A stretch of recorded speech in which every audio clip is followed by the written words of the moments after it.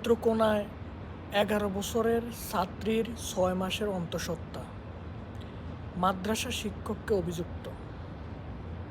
আমরা এটা নিয়ে বিভিন্ন মিডিয়া বা বিভিন্ন হলুদ মিডিয়ারা আছে না, তারা মোটামুটি বিভিন্ন ধরনের সমালোচনা করছে বা নিউজ করছে, অনেক কিছু করছে সম্পূর্ণ হুজুরের বিপরীতে, মানে হুজুরের দোষারোপ করতেছে।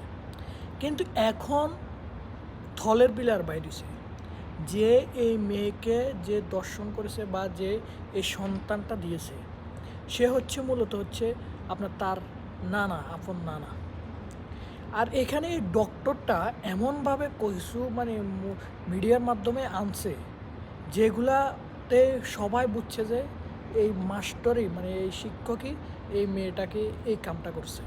কিন্তু এখন প্রমাণিত হয়ে গেছে তার নানা তাকে এই অন্তঃসত্ত্বা করেছে। এই জন্য আমি বলবো এই হলুদ মিডিয়াদেরকে যে আপনারা কোনো কিছু না জেনে না বুঝে এভাবে নিউজ করে দেন, একজন মানুষকে, একজন নিরপরাধ মানুষকে আপনারা দোষী করে দেন। এগুলা ঠিক না, এগুলো পরিবর্তন করতে হবে, ঠিক আছে? এটুকুই বলবো। আর ওই নানা যে এটার মূল হোতা, তাকে ধরে নন্টু পন্টু কাইটা দেন, সোজা কথা।